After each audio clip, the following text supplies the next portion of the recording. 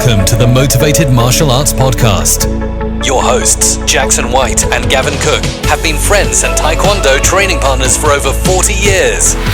This podcast will bring you a mixture of their life stories, martial arts, and business experiences to motivate you in life and throughout your martial arts journey. Adding in a mixture of inspiring interviews and some of the best traditional martial artists around today. So over to your hosts, the Motivated Martial Artists. Welcome to the Motivated Martial Arts with me, Gavin Cook. And me, Jackson White. Okay, so today we've got a veteran in with us.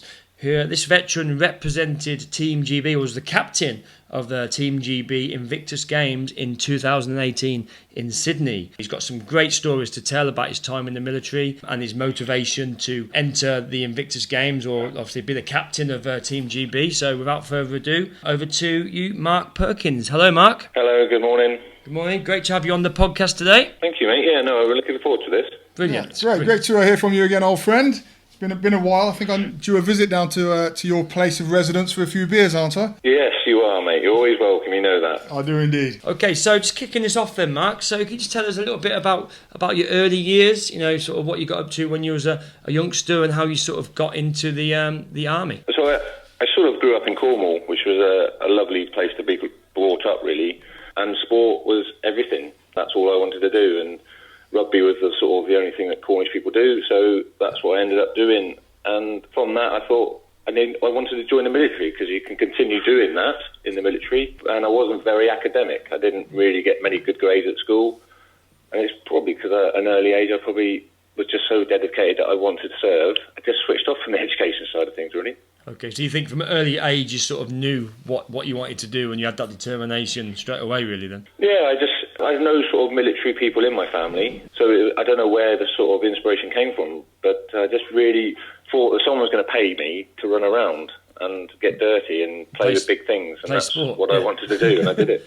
So what age were you when you signed up? So I tried to sign up at 16, but the recruitment at that time was quite flush, so it was a bit of a waiting list. It took me about just over a year to get in, actually. So I cleaned the beaches with my dad for 12 months. Okay. Which is quite a nice, refreshing thing to do. Start at 5 in the morning, finish at 10, and that's the rest of the day to yourself. Sit around eating Cornish pasties. So I joined at 17. Sorry. Sit around eating Cornish pasties all afternoon. Cornish pasties and scones with cream, and then jam and then cream. You've got to get it the right way round, haven't you? From making the decision to join the army, how did your sports continue to develop from there? Did you continue playing rugby or what?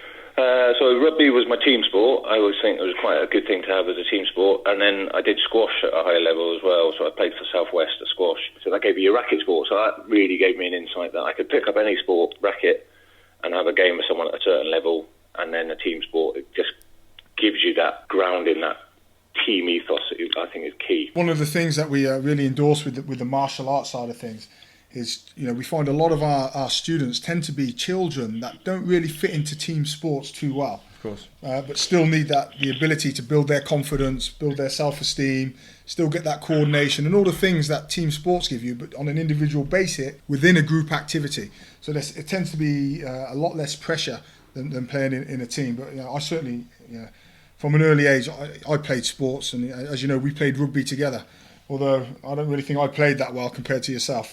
Well, going back to what you're saying with the martial arts thing, I think as well, now as a father and as a physio, I see it as quite good for learning how to fall and learning all these things, which is all part of injury prevention, which we didn't really think of as anymore in our day, but now that is key to strength and conditioning, isn't it? So just moving ahead a few years, so you decided to join the military. Just talk us a bit about your early days in your military career. So I served at a few different units in the Royal Signals, and the career was going well, really enjoying it. I had a lot more aspirations of what I wanted to hit, and then just whilst away one time, heading towards an operation to go and help some hostages, I got injured. A vehicle rolled over and landed on me and two other people, and sadly I was the only survivor. And that day, my whole life just flipped right upside down, and it was, I didn't know what the future held then. Was that on an operation? Was it Mark, or was it during some sort of conflict? So it was, we were on a training exercise, and it just so happened that some hostages were held in Sierra Leone. So it was just easy that we went to go and help and try and address the situation that was happening over there. And so in theory, we were still based as a training exercise, but on the way to an operation. So there's a bit of a grey area on that side of things, but like I say, it wasn't anyone's fault. We hit some oil and the vehicle just lost a little bit of control and then ended up just veering off the road. And for some reason, 8 people went over to one side, and then 3 of us got thrown in our sort of drowsy state because we were all sort of mid-sleep another way, and then the vehicle continued to roll and it landed on the 3 of us and we were all stuck underneath. Oh gosh. And you were the only survivor? Yeah, so like Jackie said, we played rugby together, and one of my rugby players was under there as well. So 2 good friends that, sadly had families and girlfriends, and yeah, horrific day at the office. It was a difficult time, wasn't it? I remember it well, a very difficult time. Over the years. Can you remember what year that was, Mark? 2000. 2000. The anniversary is next week. From your accident, how did your rehabilitation go? So it was quite grim from memory, because I got flown back and all that, and I had my hip rebuilt. So I'd crushed my hip basically, and it smashed out of its socket. So I had it rebuilt, and I probably was told a bit more detail, but I wasn't medical knowledge at that time, and I probably just more focused on trying to get back to running, to try and get back to doing my job. And the hip collapsed a year later, so back in for surgery, full hip replacement. Okay, that's fine, we'll deal with this. Doing okay, and then I started getting pains probably about another 18 months later, where I went for lots of scans, lots of tests, and in the end, my hip was infected, so I had to have my hip out completely, and I had no hip for 6 weeks, where they put an antibiotic spacer in there just to kill the infection at source. Okay. So then I'm now like 4 years down the road and having my 2nd full hip replacement, but 3rd hip operation. And how old were you at this time, Mark? I was 25. I was 25 when I got injured. Okay. So we're now 28, 29, and I'm going down this 3rd hip surgery and double hip replacement. And you're like, not a double, sorry, the 2nd hip replacement on my left-hand side, and it just felt you're constantly working, striving so hard to get your fitness back, to be knocked all the way back to square one. And I struggled with it, and I struggled with it in a male way of just denying it all. I turned to drink, I turned to alcohol quite a lot, just for a lot of reasons. To mask the pain was one of them, and I know this is a completely wrong thing to do, but at the time it felt like an answer. To mask the pain, and also to continue to fit in with my peers, because I wasn't doing the job that they were doing. They were all off doing some extraordinary things, and I was just left at home, going to the gym, going for a swim, coming home, lying on the sofa because it was absolutely shattering, to go and do it all again the next day. And it just felt of a way of fitting in and being part of that team. I was in denial that I was probably losing the team. I was going to have to remove myself from the military, and it's a way of trying to hide it, I suppose, by turning to alcohol. So, yeah, if I was to redo this event, I wouldn't do it that way. I would do it differently. But sounds like a dark time, no? It was, and I had solid friends around me, absolutely amazing, and they could always see when I was down and sort of give me a kick up the arse to sort of pick me back on track and all that, which was phenomenal, and I'm ever in debt to them. But it didn't I don't think I was strong enough upstairs to deal with it, and I just hid it. I didn't know how to react to it really, and other people around me weren't in the same situation, so they didn't know how to point me or signpost me into the right direction either. I suppose it's some sort of grieving. It's like some sort of grieving process, isn't it? There's different levels, isn't there? There's the sort of denial, and then there's the anger and all those sort of things, I suppose, which come out because in a way you've lost. You may not have you may have survived it, but you've lost out compared to what some of your friends and your peers are maybe doing. Completely, and then I always felt that I should whinge because I was the lucky one, because I'm the one that's here dealing with it all. The other 2 people didn't have this opportunity, so I didn't want to sort of go on and moan about it. Yeah. Not the way I am, that sort of person anyway, but yeah, it was a challenge, and it was a challenge that I felt I was dealing with quite well, and it comes to a point where, I am going to have to leave the service, I can't run again, what am I going to do? And that was sort of sat within the physio's office, who we became extremely good friends, and I'm godfather to his children now. He just said, why don't you go to uni? Why don't you do this? And I said, well, I didn't really do very well at university. I've only got one GCSE. And he said, well, do this. And as a soldier, you've got this mentality where it's red rag to a bull, and you just, all right, I will, just to prove it. And I had to go to college, a local college at the time, to get me an access course, and I did an A-level as well in the evenings. And it's something I detested at school. I didn't do very well. I was captain of every school sport, but I was never an academic at all. To go back to college at 29 and do this access course was quite a challenge. It was a different challenge. But there's no shortcut. You need that qualification. You've got to get that little bit to get to university to then become a registered physio. Okay. Was there any time through your, going on the access courses and doing your A-levels where you thought, well, actually, maybe I'm just not academic at all, or did you just push through? All the time I felt out of depth. I wasn't too bad on the access course, because the access course was for mature students with all sort of similar stories, not so much the injury one, but coming back to education late. Sure. It's when I went to university and I was surrounded by people who the grey matter was sponges.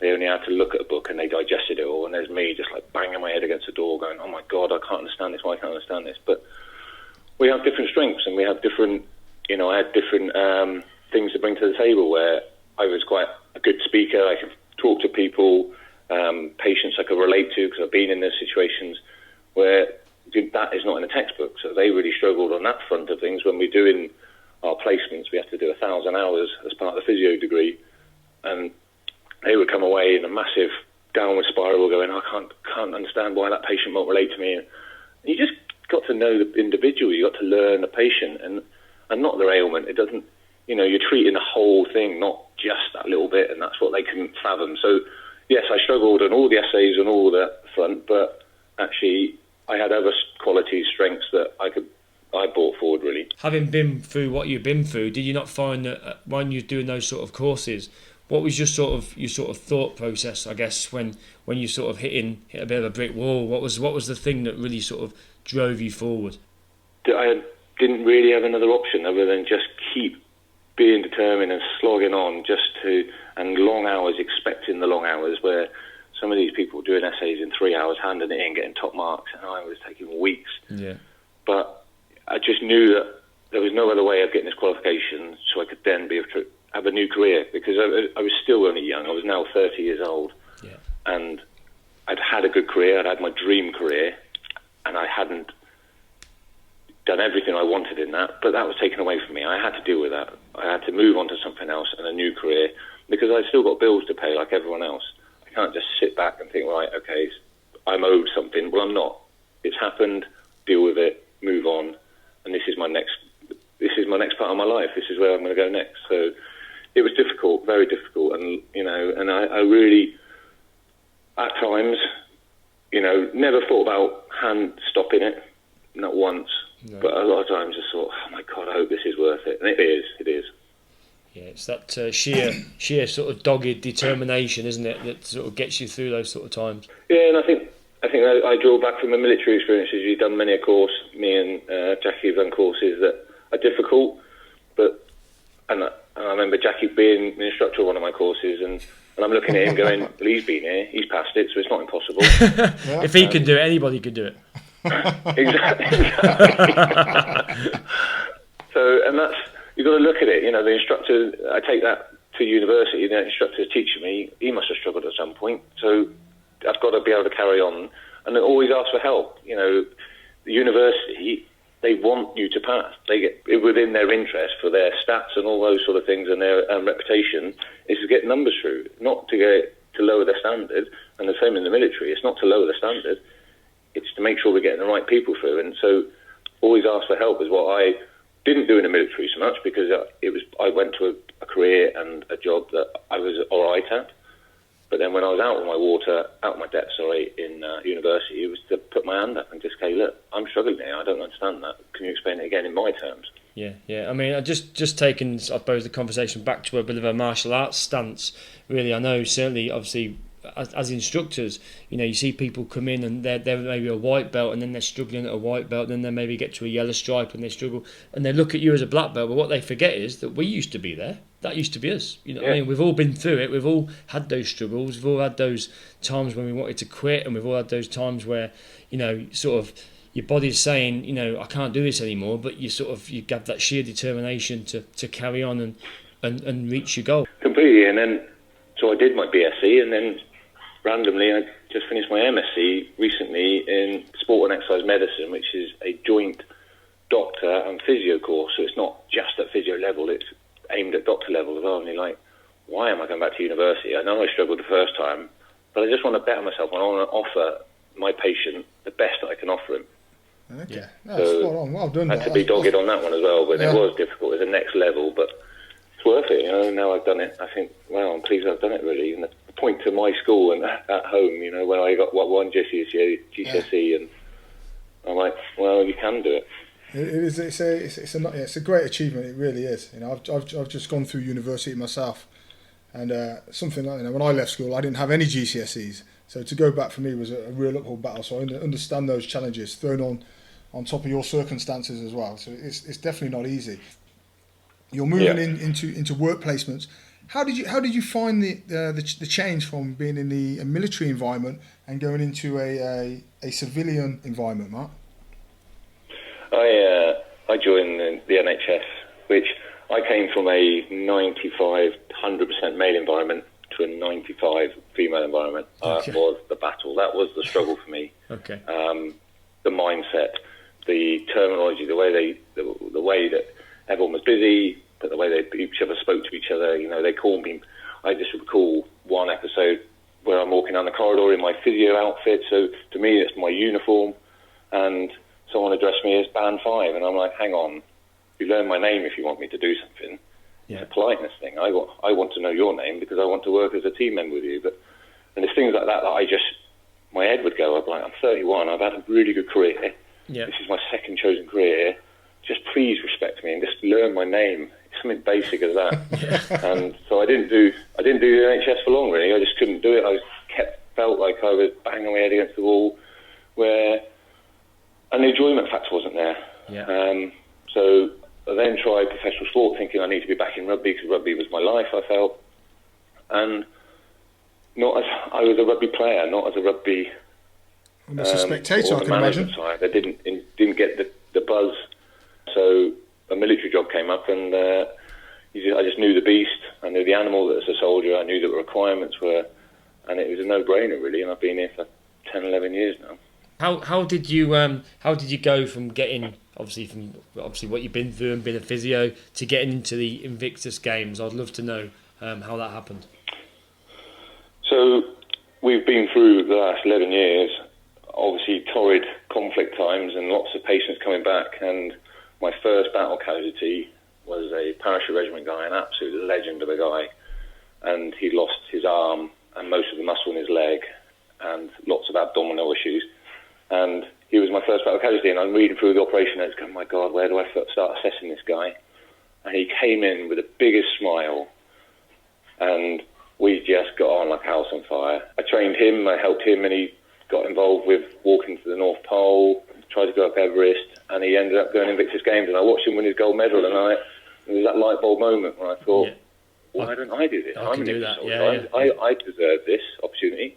And I'd given up on sport for a long time, and it was just that, right, I'm doing it, and just sat on a bike for a year, basically, lost a lot of weight, got conditioned, got so much of a buzz for training again that I never thought I could have again. Yeah.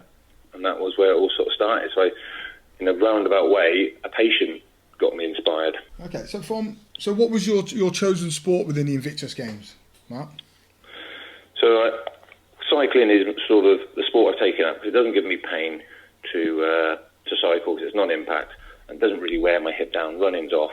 Mm-hmm. So cycling was what I did in both the games I did in Toronto and in Sydney. And then there was golf in Toronto, so I did golf, which I had a shocker. I played amazing the day before, but on the day I missed the ball on the first tee off in front of the crowd, in front of the television cameras. Oh, okay. And you're just like, oh no, it's going to be like this. But luckily enough, the Canadian guy I was playing with hit 2 into the next field, So we both just walked down the fairway giggling to each other. And we played in the 65th best course in the world. So it was an absolute dream day. And my mum and all that are flown out to Toronto. So we had an absolute, huge memory from that experience. And the cycling was cool as well. But I'm just too big for a cyclist, to be honest. just take one step back, and really for our audience that aren't really familiar with the Invictus Games, although I'd like to think most people are within the UK. Can you just explain what the Invictus Games is for us?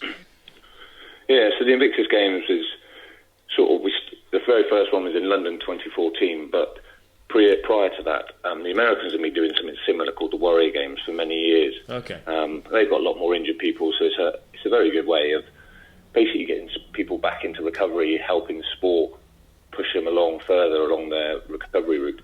And Prince Harry went over there in 2013 and saw the benefit and the inspiration. So he came back and designed this Invictus Games, which it became. And this is exclusively for veterans? And say again, sorry? And this is exclusively for veterans? Well, no. So it is for the wounded, injured and sick community. So it's for serving people too. So 25% of our athletes have all been still serving. So we could help save their careers. We could put them back on that road. If it's PTSD or a medical injury, then we may be able to save their careers. Which that, to me, saving one career is huge. That's amazing. Yeah. So it's for the wounded, injured and sick, and the Help for Heroes pay for the athletes, but the most amazing thing is the British Legion pay for our friends and family. So my mum and my wife and all that came out to both things, and to do it in front of your mum and your wife is just the most amazing thing, because it's showing them that we're not unconquered and what we can do, and you're just inspired by so many other people. In my team we had 72 out in Sydney, and I learned every one of those persons individually so well, and to hear their story just sideswipe me, and then you go around the corner and someone else tells your story. People just have it so hard after they've been injured and after they lose a service, because the service is a family, and you not lose your career, but you lose your family. And also, like myself, I was based in England somewhere, and I had to go back to Cornwall, and now I moved away from all my friends. And you just lose so much overnight, and you've got to ask your family to be there to support you, and that's their role, and they enjoy doing it because they want to help you. But to go out there and show your family competing on the national stage, wearing your Union Jack on your chest, is the most amazing experience ever. Oh, I can imagine. And I suppose being team captain was the icing on the cake, was it, for Sydney? Yeah. So you apply for the team. And then there's a box. Do you want to be put forward as a captain? And I sort of ticked the box jokingly, thinking, no, I've not lost any limbs. I'm not going to be the poster person of the UK. And I got an interview, which was really nice. And I thought, okay, brilliant. So I turned up to the interview thinking, I'm never going to get this. 3 previous games has all been infantry officers. So I didn't know whether that was sort of part of the selection. And I was a corporal in the Royal Signal, so I was never really thinking I was going to get it. And I had that phone call that night to say, we've selected you, which just now, talking about you now, the goosebumps from head to toe, just to think, wow, I'm going to be doing that in front of my family. That's going to be the most amazing thing ever. Amazing. Absolutely fantastic story, Doc. So from being the captain, how did your role change? Because obviously there's more responsibilities when you're the leader, you're seen as the captain. How did you motivate the rest of the team? What sort of things did you have to start implementing? So we have lots of training camps. There's 9 sports, and the training camps are on most weekends at different sports at different locations. So I spent basically the summer all last year just travelling around, just trying to spend time with every member of the team to try and unite this team, because they're all coming from different parts of the world, different services, different injuries. And you've all got to try and get them to be one, because we don't spend a lot of time together as a group. We spend it, all the powerlifters all spend time together, the rowers all spend time together, but actually, I say a group, we only meet on the announcement when we went to Horse Guards Parade and met the Prime Minister. Yeah, I remember that. And the next time we all meet as a group was on the flight out there. Okay. So trying to get people from all different places to be one, that was a challenge. But I think just making them feel special, investing time into them, made them want to be part of that team, because a lot of times people don't want to hear about it. You know, I've probably droned on about my injury to my friends a lot, and they probably don't want to hear about it so much. And we get that as we go along, or whether we're oversensitive to our injury. And actually, just being in this environment and talking about your injury has been the best part of recovery for me, because I probably spent a lot of time not talking about it. And I think I came back from Toronto in a bit of a daze, because I've just opened up to everyone, whoever wanted to listen. I was talking about it. Yeah. And I realised that I've unboxed something that maybe I wasn't ready for, so hence I came back a little bit jaded. And then for Sydney, just talking about it and listening to people has made my recovery. I feel like I'm a whole different person. My mum's sort of noticed characteristics that have come back, which has just been fantastic. I didn't expect to get so much out of it. Personal note, it's been phenomenal, and that's not just the captaincy, but that's just being in that environment. I suppose it's a type of therapy, isn't it, though, really? You know what I mean? Like I say, I mean, as men, we don't often talk about, you know, things that we've been through and things that are on our mind. And, you know, these days there's so much talk about, you know, mental health awareness and things like that. That young adults and young men, you know, we don't open up enough. And, you know, I think if you're talking and you're meeting people in the same position as you, or even the worst position as you, it's got to, you know, it's got to all be part of great for recovery, hasn't it?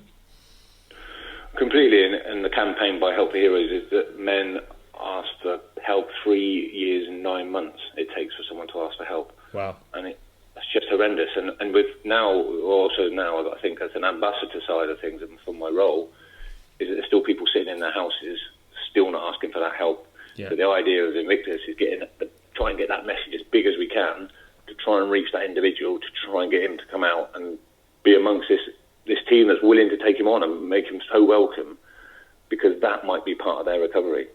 Yeah.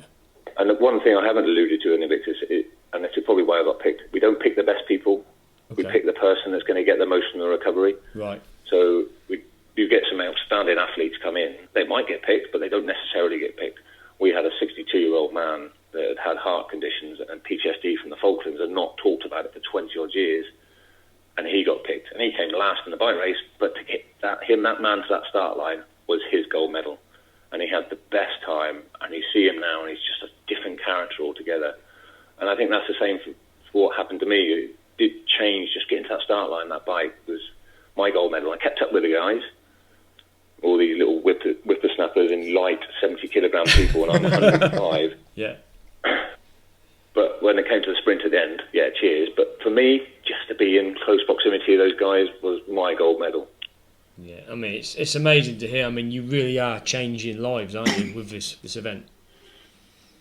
Yeah, and that's, we don't ever talk about medals. The medal is never talked about. It's about this event, and they never document a medal table to say that UK have beaten Australia or anything, because it's not a done thing. But we did have those games last week in Sheffield, the first ever one, and it was done on a big budget, but also a big scale, and it was almost like an Invictus Games, but only for the 350 UK-based people. It was open to everyone, but 350 applied, and it was a huge success. And I'm hoping that every opposite year now, because the games is every 2 years, that we can have the home games, because if we could be that, a lot of people said that was enough for me. That's going to put me back on the straight and narrow and get me going forward again. Are you in training now for the 2020 games then, Mark, or what's next for you now?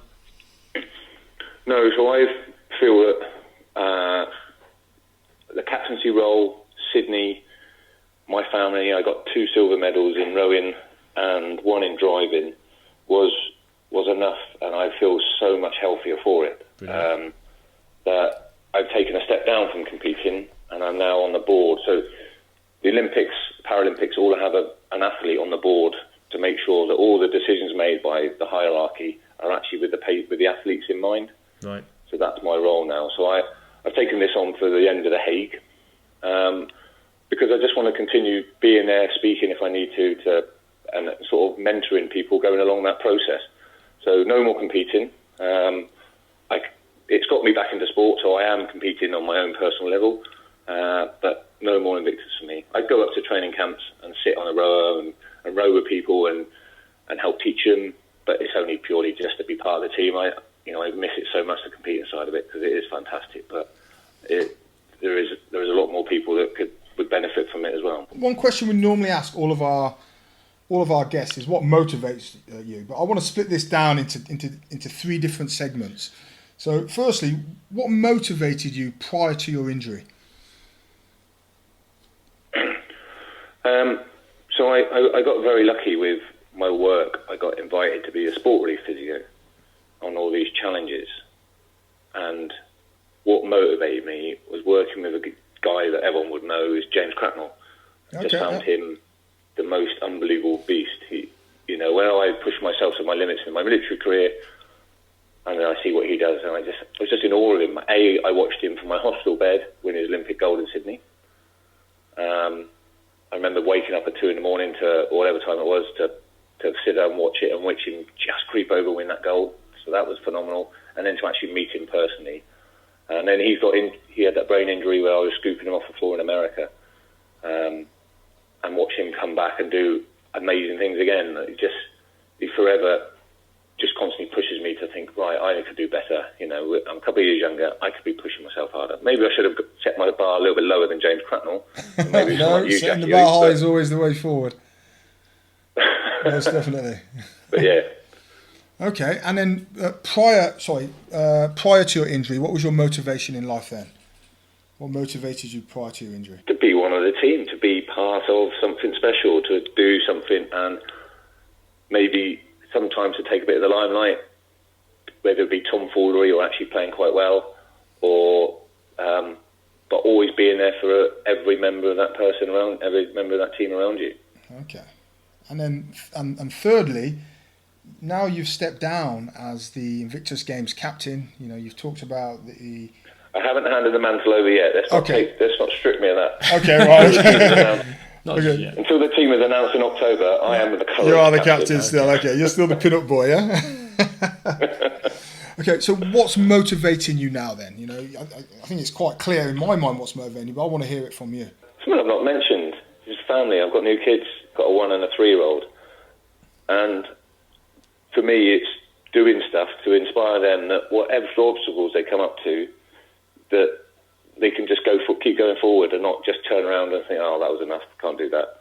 So it's being a father now and a family man, which is one of my biggest motivators, and that brought tears to my eyes when I finished that rowing machine, and my daughter was there with a Union Jack around there going, and you just like, I'm welling up now, but just to see that was just the most amazing memory ever. No, I can appreciate that. Having children of our own, both Gavin and myself, will inspire your own children to do better, to work harder, all those good things is key. Leaving a legacy, isn't it? Really, giving them something to remember you by, and thinking, my dad did this and my did that, and it's definitely a big driving force, I think, for all of us, isn't it? Yeah, and probably then my other one would be to try and reach out to that one person. If I can reach out to that one person that needs help, and in any way I can help, or just signpost them into the right direction, is just going to be the most amazing thing. And I'm working, because I work for the military in Rehabilitation, I'm just constantly rattling on about, and I've got Invictus flags all over the place, just subliminal messaging, isn't it? Just to try and get that message out there as much as I can. Yeah, I mean, it's been a truly inspirational story, I think, Mark. And like I say, if there are any of our listeners are out there and they are maybe wanting to talk to somebody, or they may be going through things in their life, is there any way that they could get hold of you?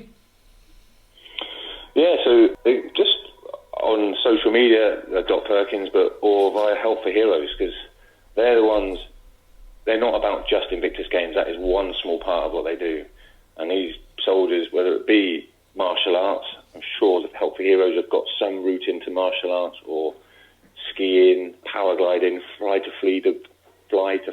So all these things that the Help for Heroes fund, and people have been getting their private pilot's license, and it's just amazing opportunities for people if they ask for help. And that's all we need to do is sign up. And then once they've got your email address, they haunt you. They just send you everything. And if I wasn't married with children, I would be off gallivanting every weekend because there's so many opportunities out. Okay, fantastic. Mark, do you know what? It's been an absolutely humbling experience having you on the podcast today. Really appreciate it. It's been awesome. And I'm sure our listeners will want to reach out to you in the future. So absolutely fantastic. And thank you very much for taking time out in your busy schedule. Really appreciate it. Thanks for the opportunity, guys. Yeah, thank you, Mark. It's been like I say, truly inspirational to me, to hear that story, and I think it will resonate with a lot of people, you know what I mean, and a lot of the listeners, and hopefully, when the people are going through tough things in their life, they get to hear these sort of stories. It'll strike a nerve and help put things in perspective and do some good. Yeah, absolutely. No, thank you, guys. Real pleasure to do it. Well, guys, I hope you enjoyed this week's episode. Don't forget to like our Facebook page and our Facebook group, the Motivated Martial Artist Podcast. Or check us out on Instagram, the Motivated Martial Artists, where you'll see much more content and early insight into some of the interviews and some of the guests and some of the conversations around the things that we're discussing. Hope to see you all next week. Bye for now. Bye.